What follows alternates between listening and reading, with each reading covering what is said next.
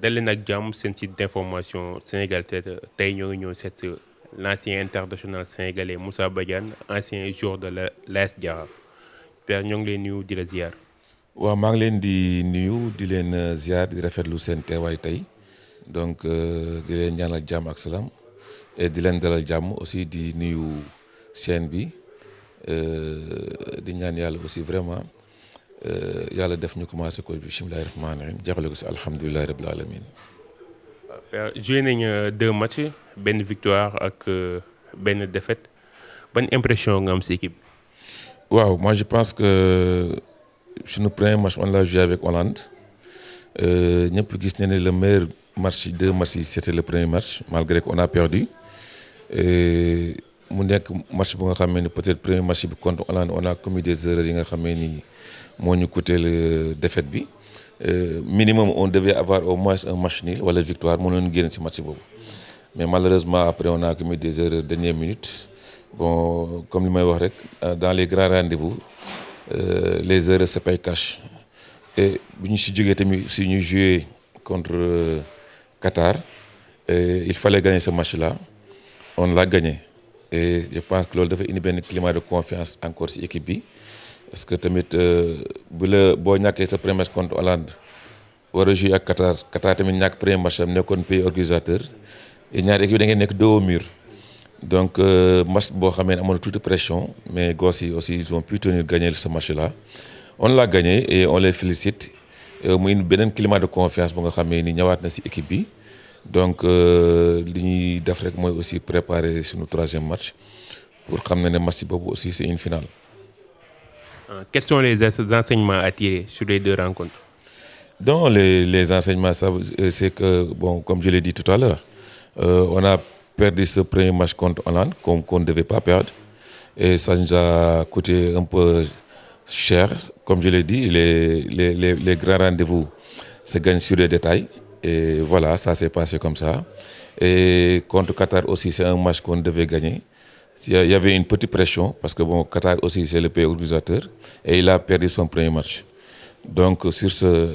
il fallait gagner ce match-là et heureusement on l'a gagné pour amener un peu climat de confiance pour l'équipe bon voilà c'est ça et puis voilà on félicite les gosses et on dit que vraiment bon ils doivent augmenter le rythme du jeu par rapport à ce qu'ils nous ont montré contre Qatar je l'ai dit on a gagné mais on n'a pas rassuré. ñu jëm suñu 3e match final laa ko mën a wax ñu nag ki nga xam ne moo di Équateur ban genre match lañ mën a xaar foofu noonu. comme je l'ai dit kooku xale bu ndaw sax boo ko laaj mu wax la ne match boobu final la c'est une finale à la lettre parce que contexte bi moo ko laaj genre match yooyu nag moi je pense que li si am yëpp staff bi ak joueurs yi sont conscients de ça parce que tey jii booy dajeek équipe ba nga xamee ni kii la dóor premier match daf ko gagné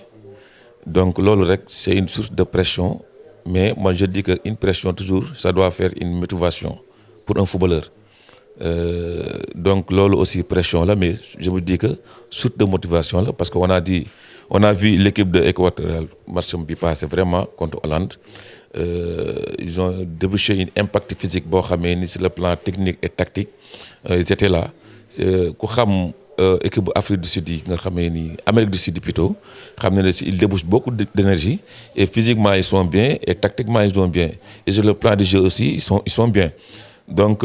moi je pense que tey jii staff bi jàngat nañ équipe bi c'est un match ba nga xam ne il faut prêt physiquement mentalement et tactiquement je pense que Sénégal moom foofu lañ koy xaaree ci côté physique ak engagement bi et li ñuy xaw a xam ne moo ñuy xaw a manqué toujours mooy concrétiser les occasions parce que match yu mel noonu soo amee occasion rek il faut le tuer parce que dafay match yoo xamee ni bii du bëri parce que tey jii quoi qu'on puisse dire notre adversaire si il a match nul il va en 2e tour am na benn petit avantage si ñun donc psychologiquement loolu dañ ko indaale de jouer équipe ba nga xamee non seulement il est bon mais s'il fait match nul il sort et yow impérativement tu dois le gagner mais nag on ne doit pas jouer n'importe comment aussi ñëw rek pour enflammer wu ñëw dañuy war a gagner coûte que coûte ça doit être un match bu nga xamee ni dañ koy jouer ci ay temps ci ay rythme ak intelligemment parce que équipe bi mën na la xaar te loolu ma lay def gëmu ko Donc sur ça moi je pense que l'équipe Sénégal war na mën a comporter wu champion d'Afrique là aussi 18e équipe à la coupe sur le plan international genre match yi si la ñu war a mën a suñu bopp xam ne tey jii li ñu doon mérité nañ ko quoi. ñaari équipe bi yan similitude lañ am. yan similitude. boo xoolee tamit aussi comme li ngay wax ni Sénégal c'est que équipe boo ko xamee nii dafay jouer forum dëgg mooy contre attaque placée moom mooy fort équipe nationale. Équipe Sénégal du équipe bu nga xam ne dafay gagner sur le plan de possession c'est pas le jeu du Sénégal. Sénégal c'est une équipe bu nga xam ne mën na jouer un bloc médian xaar la def pressing sur le porteur de ballon récupérer le ballon et jouer sur les intervalles parce qu'on a des joueurs rapides donc loolu toujours aussi sunu fort la woon. Et ce match-là aussi comme ni may wax rek on pas le jouer n'importe comment on doit war nañu reculer tuuti pour xaar Équateur ñu ñëw pour au moins ñu def pressing sur le porteur de ballon pour récupérer le ballon et jouer vite. Équateur nag c'est une équipe ba nga xam ne aussi ils sont physiques ils lâchent pas techniquement ils sont bien et moi je pense que ils ont un joueur bu nga xam ne c'est à surveiller d'après malgré que dafa génn match yi passé mooy Valenciennes. Donc c'est un joueur bi nga xam ne il faut le surveiller après parce que il fait partie des meilleurs buteurs dans une coupe du monde moo ak Mbappé donc ku mel noonu booy dajeeg moom aussi da nga koy bàyyi xel waaw parce que c'est un attaquant bu nga xam ne lu mu am da koy dugal mais équipe la ba nga xam ne daal soo koy xool sur le plan physique tactique et jouable ils sont là donc c'est à nous maintenant de redoubler notre effort comme ni ñu koy waxee tey ji ingrédients yi ñu jëlee contre Hollande ak contre kii on doit élever le rythme du jeu contre Équateur pour gagner ce match-là. gis nañu équipe bu Équateur bi yan faiblesse nga xam ne moom la équipe bi di traîner ba nga xam ne ñun mën nañ ko exploiter. waaw équipe bu Équateur bi aussi c'est une équipe ba nga xamee ni ñoom dañoo am rythme équipe bu mel noonu aussi il faut que nga taxaw xaar leen mais moi je pense que sur le plan de la défense ñoom seen défense am nañu ay failles quand même parce que c'est pas une équipe ba nga xamee ni défensivement ils sont là seen point fort c'est le milieu et l'attaque. Donc moi je pense que sunu attaquants yi bu nu amee tuuti patience ils peuvent faire l'affaire parce que moi je pense que équipe boo xoolee ils sont pas assez mûrs si seen défense donc loolu aussi on doit l'exploiter mais loolu aussi ni ñu koy exploiter mooy nos milieux de terrain doivent être là prêts pour donner des bons ballons pour nos attaquants. On a joué 2 matchs ñu encaissé 3 buts tey gis nañu même erreurs yi ñoo ñëwaat lan lañ mën a def pour corriger ces erreurs là. nga xam ne duñ ko répété waat. waaw xam nga football moom soo deful erreur rapidement doo encaisser bi donc je pense contre Hollande on a commis des erreurs sur le plan de gardien de but et 2 bi yëpp daf si am benn part de responsabilité il faut avoir le courage de le dire il fait partie des meilleurs gardiens il nous a donné beaucoup de satisfaction à un moment donné. Bon mu nekk joueur bu nga xamee ni am na solo ci équipe bi et il a commis des erreurs on a perdu mais Aliou a très bien fait ba indiwaat ko ci équipe bi mu góolwaat match bi di ñëw parce que dafay am foo xamee ni entraîneur bi moom mooy dimbali joueur bi amoon na noonu demee mu teg ko ci banc bi je pense que moralement il sera plus là donc gis nga contre Qatar bi mu ñëwee il a sorti au moins 3 balles de but il faut avoir le courage de le dire décisif yoo xamee nii bal yi naan dugg na ça veut dire que foofu entraîneur bi joxaat na ko chance am mais corriger na erreur yu mu defoon moo waral tamit mu ñëw vraiment ne match bi moom it aussi je vais montrer comme quoi que j'en fais partie des meilleurs gardiens soo sukkandikoo si bii contre Hollande daf si am part de responsabilité bu rëy mais tey jii renversé na kii bi parce que bi mu ñëwee contre Qatar génn na si équipe bi. Donc loolu mooy football quoi il faut toujours croire aux joueurs yi nga xamee ni am nañu benn dimension bi erreur nag du ñàkk mais def na erreur gëmaat na ne il fait partie des meilleurs indiwaat nañ ko mu génn ci équipe bi moi je pense que c'est à saluer quand même. Tactiquement suba nan la ñu war a taxawee parce que suba dañoo war a dugal ay buts gagner match bi. waaw c'est un match bu nga xamee ni on doit le gagner comme je l'ai dit tout à l'heure c'est pas un match bu nga xamee ni dañuy ñëw pour calculer dañu war a def lii wala dañu war a def lële. mais Équateur dañu am benn ascendance psychologique boo xam ne ni koy ñëwee mooy ñoom bu ñu match nii rek ñoom ñooy génn mais ñun ñi nga xamee ñun on est dos au mur on doit gagner ce match là c'est un match bu nga xamee ni c'est un match offensif on n'est pas là pour vraiment essayer de défendre pour xool ay erreurs u Équateur pour gagner ce match là moi je pense que d'emblée on doit voir une équipe sénégalaise offensive. Ça veut dire que entraîneur bi Aliou tey jii option offensive la war a indi mooy équipe ba nga xamee ni sur le plan d'attaque et milieu au moins on doit avoir un milieu ba nga xam ne distributeur et prêt pour donner des bons ballons pour les attaquants. Moi je pense que loolu moom mooy envergure match bi mooy d'emblée ñu wane ne Équateur on veut gagner, avoir des joueurs capables de gagner ce match-là. Ça veut dire que avoir un bon milieu de terrain, mais avoir un bon milieu de terrain qui doit distribuer le ballon pour les attaquants. Ban profil nga jàpp ni comme que avoir des joueurs capables pour donner de bons ballons aux attaquants ban milieu de terrain nga jàpp ni kon match suba bi war na mën a titulaire pour jox attaquants yi seen bal. waaw boo xoolee man de ñaari gis-gis laa am parce que dans une compétition aussi li ñuy gën a dem l'équipe monte en puissance. Tey jii boo xoolee on a joué la fois passée avec 4 milieux de terrain défensifs 3 milieux de terrain autant pour moi. Moi je pense que match bi passé on a vu Iliman il a fait ce qu'il devait faire et tout le monde dit que Iliman il a gagné sa place dans l'équipe loolu nag dafay dépendre ci Aliou mais tey jii soo amoon Boulaye Dia am Iliman am Ismaïla Sarr tu peux reculer un peu Crespin pour mu mun Crépin pour mun dugg ci digg bi il peut le faire soo ko amulee aussi mun nga indi Pape Matar Sarr mu nekk devant Gana ak Nampalys. On dit que Cissé d'accord c'est un bon joueur Papi Cissé moi je pense que tey jii boo joué 2 milieux de terrain ñu jox la satisfaction ci ñaari match yi muy Gana ak Napoli il faut avoir un milieu offensif devant eux pour que kooku mën a organisation bi kooku nag je pense que Crespin mën na ko def wala Pape Matar Sarr. match boo xamante ne dañ koy aborder avec 5 joueurs yoo xamante ni am nañ carton jaune loolu est-ce que du poser ci poids match bi. waaw xam nga nu mu tey jii les cartons d'accord war nañ ko calculer mais comme on dit on joue notre 3e match c'est vrai que tey jii boo passé premier tour cartons yi dañ koy supprimer dañ koy supprimer soo amee 2 jaunes dañ koy supprimer compétition bi noonu lay demee donc tey jii un joueur bu fekkee da nga dugg malgré dañ ko calculer mais boo ko bëgg a calculer de trop daf lay handicapé parce que fa nga war a dugal sa tànk doo fa dugal sa tànk foo nga war a mbëkkee doo fa mbëkkee parce que da nga naan am naa benn carton donc li nga war a jël mooy match bi d'abord parce que y a